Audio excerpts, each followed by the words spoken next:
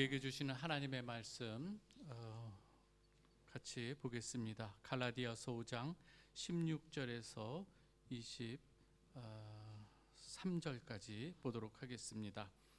갈라디아서 5장 16절에서 23절까지 보겠습니다. 우리 교독하겠습니다. 내가 이르노니 너희는 성령을 따라 행하라. 그리하면 육체의 욕심을 이루지 아니하리라.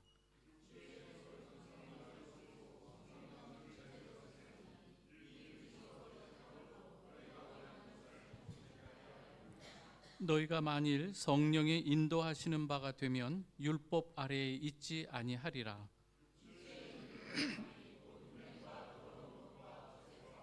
우상 숭배와 주술과 원수 맺는 것과 분쟁과 시기와 분냄과 당 짓는 것과 분열함과 이단과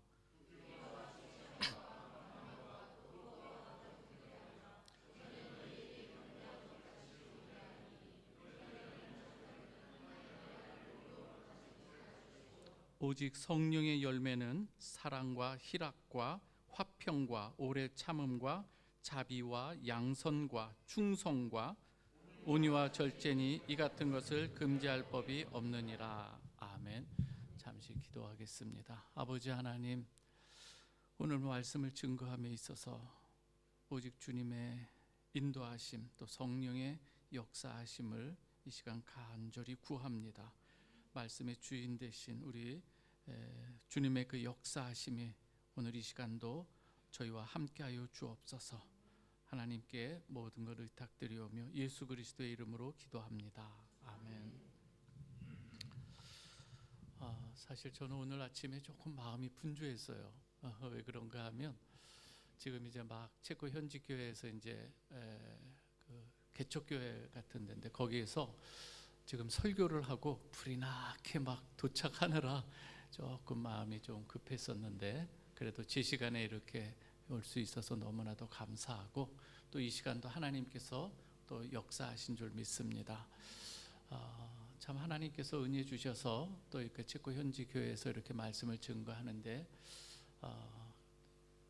구하는 것 오직 주님의 은혜만을 구하는 거예요. 제가 뭐 얼마나 그 체코를 잘하겠어요. 그러나 정말 하나님 의지하는 마음으로 한마디 하더라도 주님 성령께서 역사해 주십시오. 주님 어떠한 이 가운데서도 하나님께서 함께해 주시기만을 간절히 원합니다. 그런 마음이 저에게 많이 있었는데 오늘 이 시간도 마찬가지예요. 오늘 이 시간도 주님께서 함께해 주시기만을 간절히 원하는 마음입니다. 사랑하는 우리 성도 여러분, 이 갈라디아서에서 초반부터 이야기되는 것은 무엇인가 하면 이상하게 교회에 복음을 전하는데 자꾸 다른 복음을 전하는 사람이 들어온 거예요. 이 다른 복음 무엇인가 하면 오직 예수 그리스도로 구원을 얻어야 되는데 이상하게 또 들어와서 뭐 할 일을 행해야 된다든지 무엇을 해야 된다는지 다 이전에 그러한 유대인들이 갖고 있는 이러한 것들을 거기에 첨부시키는 것을 보게 됩니다. 참 이상하게도 하나님의 바른 복음을 선포하는 데 있어서 다른 복음을 이렇게 곁들여 오면은 많은 사람들이 어찌나 금방 그렇게 그 다른 복음의 마음이 빼앗기는지 지금 사도 바울이 간절한 마음, 안타까운 마음도 더불어 있는 것을 보게 됩니다. 사실 그래서 지금 사도 바울이 복음을 이야기하면서 너희가 지금 어떤 이 구원이 어떻게 된 것인가, 어떻게 너희가 율법의 그 종의 아래에서 어떻게 자유함을 얻게 됐는가, 그러면서 그것을 이야기하면서 두 가지를 얘기하는데요. 그 자유함이 어떻게 사용되어야 되는가를 이야기할 때 한 두 가지를 얘기했는데 먼저 한 가지는 이런 거예요. 너희가 자유함으로 부르심을 입었는데 그 자유로 육체의 기회를 삼지 마라, 이 말을 하나 하는 걸 볼 수가 있습니다.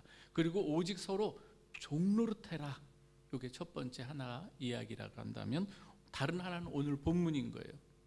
너희가 그 자유함을 얻은 너희들이 이제는 성령을 따라 행하라, 이 말씀을 하는 거예요.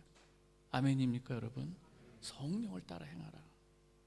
오늘은 그래서 성령 세례와 성령 충만의 의미를 한번 좀 살펴본 후에 성도들이 성령을 따라 행하는 그 이유에 대해서 한번 같이 살펴보고자 합니다. 오늘 이 내용은 또 우리 또 주중에 제자 훈련하면서 같이 나눴던 내용이기도 합니다.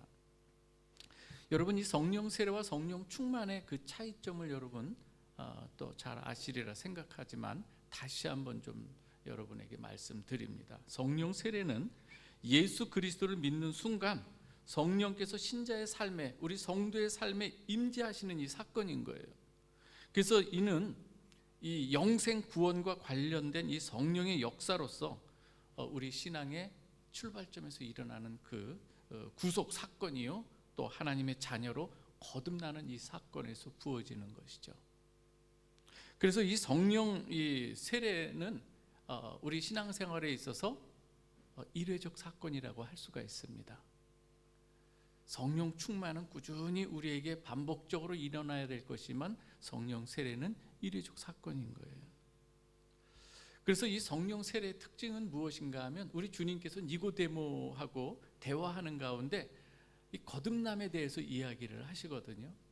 그 거듭남에 대해서 우리가 많은 사람들이 저도 신앙을 처음 가질 때에 기도원도 다니고 그랬었는데요, 이상하게 그때는 구원받은 증거를 막 이렇게 구하는 분들이 많았어요. 구원받은 확실한 증거가. 그래서 꼭 방언을 받아야 구원받은 것처럼 이야기할 때도 많이 있었어요. 그런데 여러분, 니고데모와 주님과의 대화 가운데서 거듭남에 대해서 어떻게 설명하시는가 하면은요, 우리 눈에 잘 드러나지 않는다는 거예요. 성령으로 난 것은 바로 바람이 어디서부터 어디로 불어가는 건지 보이진 않지만 나뭇가지는 흔들리는데, 그런 것처럼 우리 눈에 확연히 드러나는 게 아니라는 거예요. 그래서 성령으로 난 사람도 다 그러하다는 것입니다. 하지만 여러분 꼭 기억하시기 바랍니다. 여러분, 이 거듭남의 사건이라는 것, 하나님의 자녀가 되는 이 사건은요, 우리의 머릿속에서 추상적으로만 끝나는 사건이 아니에요. 여러분들에게 가끔 말씀드리지만 우리는 현실이란 말을 자주 쓰거든요. 눈에 보이는 거예요. 실제로 보이는 것, 보통 우리를 현실이라고 해요. 그러나 우리 눈에 보이지 않는 영적 현실이 어마어마하게 더 많은 걸 우리는 알아야 되는 거예요. 그 영적 현실 가운데 하나님께서 자녀 삼으시는 이 역사가 바로 이 거듭남의 이 역사인 거예요. 그게 영적 현실로 일어나는 거란 말이에요. 그래서 이 죄의 종에서 하나님의 자녀가 되는 분명하고도 확실한 이 영적 현실이 거듭남의 사건이라고 하는 거예요. 이것을 너무나도 자꾸 어떤 이 눈에 보이는 걸로 이 증거를 삼으려고 하지 않으셔도 돼요. 성령 충만은 무엇인가 하면 성령 세례를 받은 이 한 영혼이 마치 성령 세례는 이제 하나님의 자녀로 막 태어난 것이라고 생각하면 됩니다. 그러면 이제는 이 자라나야 되는 것이죠. 자라나기 위해서는 무엇이 필요한가 하는 거예요. 우리가 양식을 먹어야 하는 것처럼, 우리가 마셔야 될 것이 있는 것처럼, 그리고 그 가운데 바르게 양육되어야 하는 것이, 이 모든 이 과정들이 있는 거예요.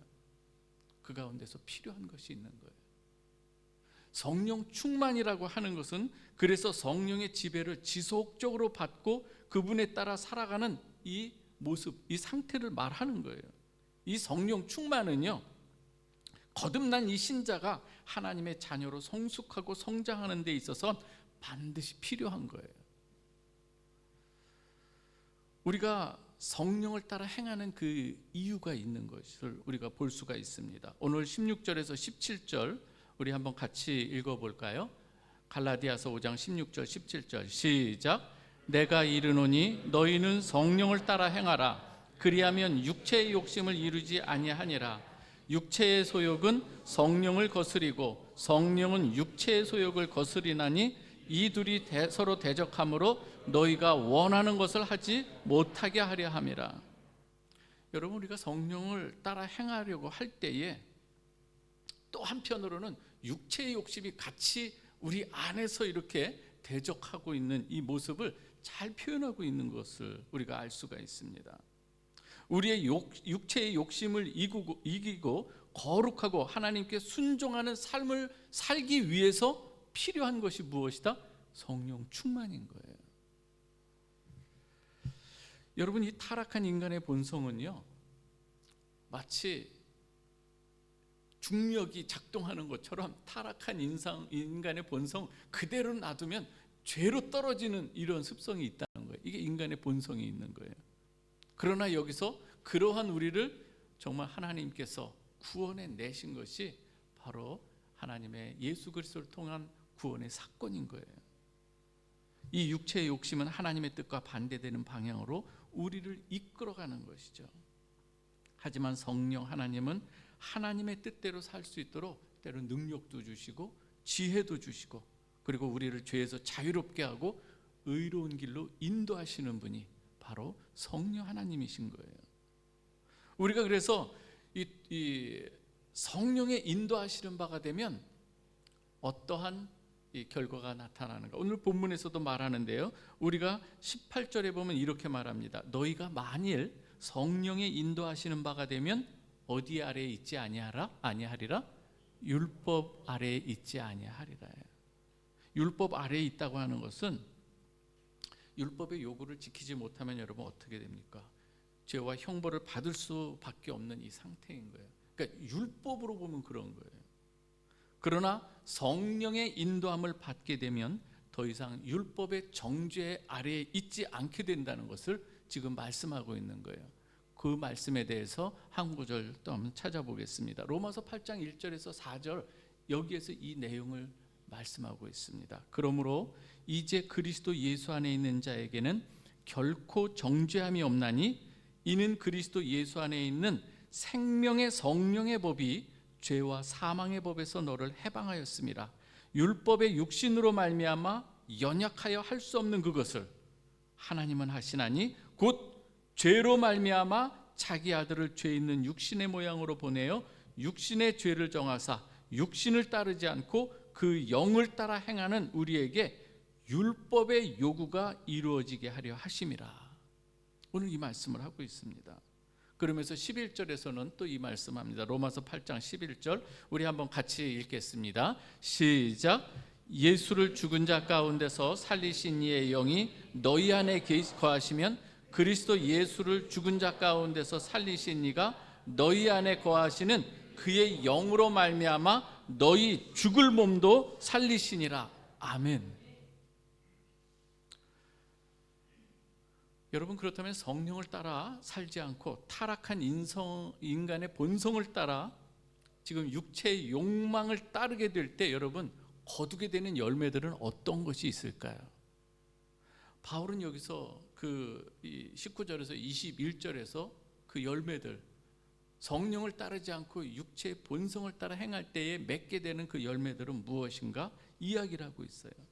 뭐 첫 번째, 그냥 간략히 먼저 말씀드린다면 성적인 죄, 그리고 종교적인 죄, 사회적인 죄, 그리고 어떤 것에 중독이 되어서 방탕하게 되는 그 모든 것들을 지금 열거하고 있습니다. 그리고 21절에서 이런 일을 하는 자들은 하나님의 나라를 유업으로 받지 못할 것이라고 이렇게 경고하고 있어요. 한번 그 내용을 조금 더 구체적으로 한번 살펴보겠습니다. 19절에서 21절 한번 같이 읽어봅니다. 시작. 육체의 일은 분명하니 곧 음행과 더러운 것과 호색과 우상 숭배와 주술과 원수 맺는 것과 분쟁과 시기와 분냄과 당짓는 것과 분열함과 이단과 투기와 술 취함과 방탕함과 또 그와 같은 것들이라. 전에 너희에게 경계한 것 같이 경계하노니 이런 일을 하는 자들은 하나님의 나라를 유업으로 받지 못할 것이요. 여러분, 혹시 주님께서 예루살렘에 도착하셔서 먼저 성전을 딱 둘러보시는 장면 성경에서 읽어보셨을 겁니다. 베다니에 머무시면서 전날 성전을 딱 둘러보셔요. 그리고 다시 나갔다가 그 이튿날 들어갈 때에 무화과 나무가 있을 때에 어떻습니까? 잎만 무성한 이 나무가 있었죠. 그러면서 거기서 저주를 하시고 다시 성전에 들어가서 모든 걸 뒤엎으시는 것을 볼 수가 있습니다. 우리 주님께서 성전에서 보신 것이 무엇일까요? 만민이 기도하는 이 집이 강도의 구렬이 되고 시장터가 되어버렸어요. 그 모습을 보신 우리 주님께서는 그걸 다 뒤엎으시는 거예요. 고린도전서 3장 16절에 보면 너희가 하나님의 성전인 것과 하나님의 성령이 너희 안에 계시는 것을 알지 못하느냐, 이런 말씀이 있어요. 다시 말씀드립니다. 너희가 성전이 거하시는 전이다. 누가? 우리 성도들의 몸이요. 하나님의 성령이 너희 안에 계시는 것을 알지 못하느냐. 자, 한번 생각해 보십시오. 성령께서 우리 안에 거하시는데 뒤집어 엎을 일이 혹시 없는지, 우리 안에 뒤집어 엎을 일이. 오늘 우리가 열거된 그러한 많은 부분들이 우리 안에는 없는가 하는 거예요. 성전된 여러분의 몸에 주님께서 정말로 뒤집어 엎을 것으로 가득 차 있는 것은 아닌지 우리가 한번 돌아봐야 되는 거 아닐까요, 여러분? 고린도 교회 모습 가운데 바울이 정말 안타까워하는 모습이 있었어요. 어떤 모습인가 하면 구원을 받았지만 성령 충만함이 없이 아직도 연약한 이 모습들이 너무나도 즐비해 있는 거예요. 이 고린도 교회 성도들, 교회 안에. 같이 한번 읽어보겠습니다. 고린도전서 3장 1절에서 2절 말씀이에요. 같이 읽어보겠습니다. 시작. 형제들아, 내가 신령한 자들을 대함과 같이 너희에게 말할 수 없어서 육신에 속한 자 곧 그리스도 안에서 어린아이들을 대함과 같이 하노라. 내가 너희를 젖으로 먹이고 밥으로 아니하였노니 이는 너희가 감당하지 못하였음이거니와 지금도 못하리라. 너희는 아직도 육신에 속한 자로다, 이 말을 해요. 아직도 육신에 속한 자로다.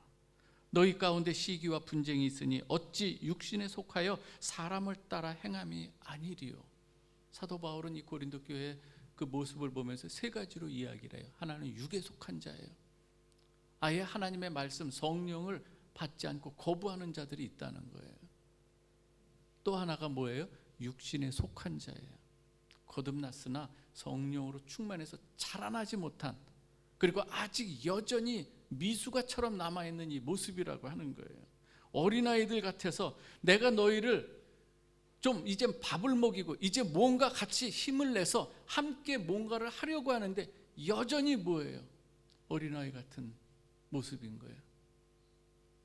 밥을 먹일 수가 없어요. 그래서 여전히 젖으로 먹여야 될, 아직 이유식도 제대로 감당하지 못하는 이 상태에 있는 이 모습들, 지금도 못하리라. 아직도 육신에 속한 자로다. 그렇기 때문에 작은 일에 거기에서 분쟁이 생기고 다툼이 생기고 시기가 생기고 나만 바라봐 달라는 거예요. 요새는요, 이 강아지를 키우는데도요, 강아지를 키우는 이 주인이 딴 데 보면은 툭툭 건드려서 자기 보라고 그래요. 혹시 그런 거 보셨나요?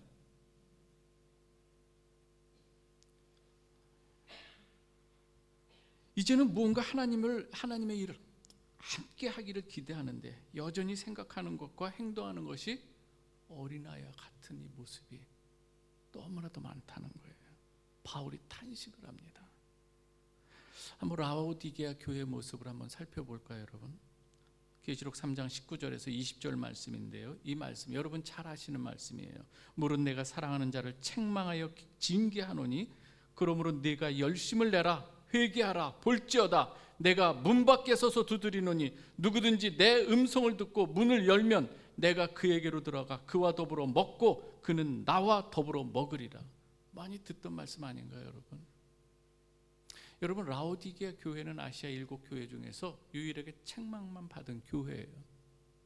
그렇다고 해서 이 교회를 우리 주님께서 완전히 내치는 그런 게 아니에요. 분명히 오늘 여기서 말씀하세요. 내가 사랑하는 자다, 이 말을 해요. 사랑하는 자를 내가 책망하노니, 그러면 어떻게 되기를 원하시는 거예요? 책망을 해서라도 바르게 세우기를 원하는 그 교회인 거예요. 아멘입니까, 여러분? 지금 오늘 볼지어다 내가 문 밖에 서서 두드리노니, 이거는 여러분 초신자나 불신자들에게 하는 이야기가 아닌 거예요. 이미 예수를 영접한 사람들에게 하는 말씀인 거예요. 그런데 너무나도 안타까운 거예요. 예수님을 지금 어떻게 대하고 있는가 하는 거예요. 여러분, 이 집은 누가 주인입니까, 여러분? 조금 전에도 성전이라고 표현을 했어요. 너희 몸. 그러면 여러분, 성전의 주인은 누구입니까? 예수 그리스도, 성령 하나님이 주인 아니겠습니까? 근데 주인이, 이 성전의 이 주인, 몸의 주인, 집의 주인이 예수 그리스도께서 주인인데 자기가 주인 노릇하는 거예요. 거듭났어도 여전히 내가 주인 되어 있는 거예요. 내가 왕이 되어 있는 거예요. 주님은 저 바깥에 있는 거예요. 주님은 저 구석에 있는 이 모습들. 성령 충만함이라고 하는 것은 우리 주님을 영접했을 때에 크고 작은 일, 주님의 뜻이 무엇인가 분별하면서 그 뜻에 나를 죽이고 주님의 뜻이 온전히 이루어지도록 내어드리는 게 성령 충만인 줄 믿으시기 바랍니다. 오늘 여기서 라오디게아 교회의 모습이 어떻습니까? 여러분, 혹시 예수를 나의 주님이라고 고백하면서 우리의 신앙의 삶이, 이 모습이 주님을 저 바깥에 계시게 하고 내가 원하는 대로 살고 있는 이 모습은 혹시 아닌지요? 한번 생각해 보시기 바랍니다. 주님이 들어오시면 난리가 날 것 같아요. 주님이 들어오시면 내려놓아야 될 것이 너무 많아요. 입으로는 주님 주님 하는데 실제적으로는 주님 뜻이 나의 뜻과, 아까도 말했죠, 육체의 소욕과 성령의 소욕이 대립이 되는 것 같아서 내가 내려놔야 될 것, 내가 손해보아야 될 것이 너무 많은 것 같아서 차마 열지 못하는, 마음의 문도 열지 못하는 이 모습들이 우리 가운데 얼마나 있는지요. 주님께서 보시기에 라오디게아 교회의 모습은요, 그 실상들은 무엇인가 하면 라오디게아 교회는 가난한 교회가 아니에요.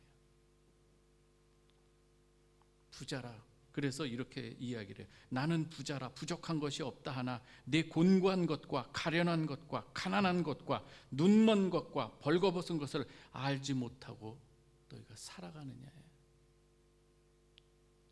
라오디게아 교회 그 지방에는요, 안약이 유명해서 그걸로 돈 많이 버는데, 옷감이 유명해서 너무나도 그걸로 돈을 많이 번 지역이에요. 금융업이 발달했어요. 그런데 주님 보시기에 너는 가난하다 이야기를 하는 거예요. 내 눈먼 것을 봐라. 안약을 팔아서 네가 돈은 얼마나 벌지 모르지만 내 눈을 먼저 고쳐라, 이 말을 하는 거예요. 네가 옷감 장사로 돈을 많이 벌었느냐? 넌 벌거숭이 임금과 같은 지금 모습이야. 그 얘기를 하고 계시는 거예요. 무엇 때문에요? 성령을 따라 행하지 않는 가운데 주님 보시는 모습이라고 하는 거예요. 여러분, 어떻게 회복할 수 있을까요? 이러한 모습에서 어떻게 할 수 있을까요? 두드리는 우리 주님 그 소리 듣고 문을 여시는 우리 모두가 되길 주님의 이름으로 축원합니다. 여는데 열어야 돼요. 회복할 수 있는 길은 다른 게 아니에요. 자신이 주인이 되어 살아가는 모습에서 내려와야 되는 것이고요. 회개하고 밖에 세워두시는 이러한 신앙의 모습 같은 이 모습에서 이제는 회개해야 되고, 이젠 주님을 모셔서 나의 주님으로 높여드리는 이 삶을 살아야 되는 거죠. 그렇게 성령을 따를 때 맺히는 것이 무엇인가 하면 성령의 열매인 줄 믿습니다. 우리 한번 같이 읽어보겠습니다. 갈라디아서 5장 22절 23절입니다. 같이 읽습니다. 시작. 오직 성령의 열매는 사랑과 희락과 화평과 오래 참음과 자비와 양선과 충선과 온유와 절제니 이 같은 것을 금지할 법이 없느니라. 아멘. 성령 세례 때 거듭날 때는 우리 눈에 잘 보이지 않아요. 그러나 성령 충만한 사람에게 있어서는 뭔가 보일 수 있는 거예요. 저는 제가 식물 전문가가 아니라서 모든 나무에 이것을 이 나무는 어떤 나무인지 잘 너무 많이 몰라요. 이게 복숭아 나무인지 사과 나무인지 그죠? 잘 모를 때가 있어요. 그러나 좀 분명히 알 때가 있어요. 가을이에요. 가을이 돼서 열매가 딱 그 나무에 열린 것을 보면, 사과가 열리면 그 나무는 뭡니까? 사과나무예요. 배가 열리면 배나무예요. 그렇지 않습니까, 여러분? 우리 성도들에게 있어서 어떤 열매가 맺히는가 볼 때, 아, 이 사람은 성령이 충만한 사람이구나. 이 사람은 육체의 소욕을 따르는 사람이구나. 알 수가 있는 거예요, 여러분. 무엇을 보고 안다고요? 열매를 보고 아는 거예요. 어떤 때는 저 사람이 거듭난지는 잘 모르, 그러나 가만히 볼 때 그 열매들을 보면서 우리는 알 수가 있는 거예요. 저는 지금껏 목회를 하면서 많은 사람들을 경험해 보았습니다. 그러나 진정으로 성령으로 거듭난 사람, 충만한 사람들을 또 많이 경험하게 되었는데요. 감동을 주는 사람들이 있어요. 저는 오늘 이 프라하베델 교회, 그리고 여행 중에 이 자리에 함께한 여러분들 모두가 성령으로 충만해서 우리 이웃을 감동시키고 하나님을 감동시키는 여러분 되시기를 주님의 이름으로 축원합니다. 우리가 마땅히 살아가야 될 본분인 거예요. 돈이 많아서가 아니에요. 그들에게는 언어와 태도와 이 모든 이 신앙의 인격이 묻어나는 걸 볼 수가 있습니다. 교회에서 뿐만이 아니라 사회 속에서도 그 모든 자신들이 처한 그곳에서 신앙 인격, 기독교 영성이 몸에 배인 분들이 그러한 거예요. 저는 지금도 한국에 어느 한 교회 부목으로 있을 때 한 장로님이 참 기억에 남아요. 지금 돌아가셨어요. 육사를 나오시고 그때 키도 작으시면 꼿꼿하세요. 정념하시고 그런 모습이에요. 딱 그런데 군인 정신이 있어서 그런지 어떤 하나님 말씀이 있으면 아멘 하고 그냥 행하시는 모습 같아요. 나이 다 은퇴하신데 나이가 드셨어도 딱 나오시면서 전도지 탁 들고 탁 같이 전도하러 가면 아주 힘이 납니다. 그런 분이 계셔요. 그분의 한마디, 그분의 하나의 태도, 이것이 많은 사람들에게 감동을 줘요. 한 좋은 기억이 하나 있어요. 전도를 하러 어느 집에 들어갔는데 어떤 군인이 약간 자기가 그래도 어느 특별한 부대에 딱 나왔다고 하면서 술이 거나하게 돼서 막 이렇게 전도한 일은 갔는데 장로님한테 뭐라 그러는 거예요. 딱 보니까 계급이 이렇게 한참 낮은데 그걸 자랑하고 그랬어. 나는 계급이 이것이 무엇이다. 그러면서 딱 말하면서 이렇게 하니까 갑자기 그 군인 된 사람이 껍벅 죽으면서 그렇게 복음을 받아들이는, 그리고 겸손해지는 그러한 이 모습도 보았습니다. 복음 앞에 너무나도 당당하신 분이에요. 저는 그분이 여러 면에서 너무나도 도전을 많이 주었는데요. 기억에 너무 많은 거예요. 주님의 이름을 위해서 사랑을 베풀고 그 구원의 기쁨이 얼굴에 있는 거예요. 그게 사랑이고 희락이라는 얘기예요. 그 희락이 성령의 열매 아니겠어요? 공동체 속에서 화평함을 추구하는 이 모습이 있어야 돼요. 때로는 더 큰 대의를 위해서 오래 참는 이 모습으로 인내하는 모습도 우리에게 열매로 맺혀져야 되는 거예요. 사람들에게 자비와 양선으로 대해야 되고요. 충성, 여기 피스티스, 이 믿음을 말하는 거예요. 변함없는 믿음이어야 돼요. 조금만 무슨 일이 있어도 이 신앙이 오락가락해서는 안 되는 거예요. 확실하게 하나님 앞에 충성된 이 믿음이 있어야 되는 것을 여러분 기억하시길 바랍니다. 하나님의 말씀 앞에 이 온유, 순종. 온유는 딴 게 아니에요, 여러분. 단순한 부드러움이 아니라 하나님의 통치하에 있는 하나님의 언더 컨트롤이라고, 그 주님의 말씀 앞에 있는 이 모습 자체가, 그래서 우리가 가만히 이해하기 쉬운 것은 뭐예요?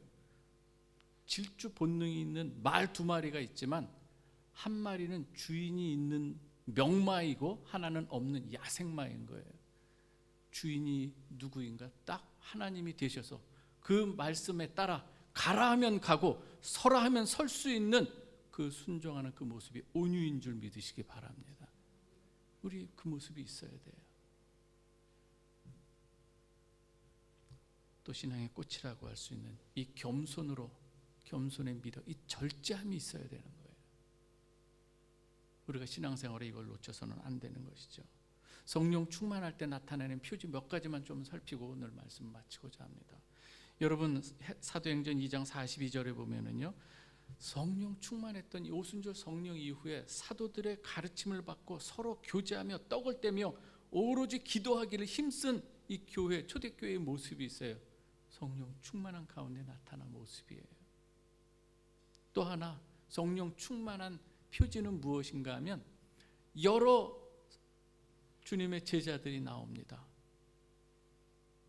주님 앞에서 3번이나 주님을 부인했던 이 베드로, 성령 충만함을 입은 후에 달라진 게 있어요. 어디서든지 담대하게 예수를 증거하는 자로 서는 걸 볼 수가 있습니다. 성령 충만함의 표지는 예수를 담대히 증거하게 되어 있다고 하는 거예요.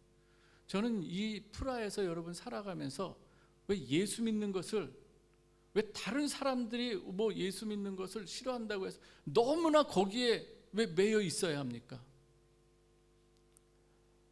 그렇다고 해서 시도 때도 없이 그걸 말하는 게 아니에요.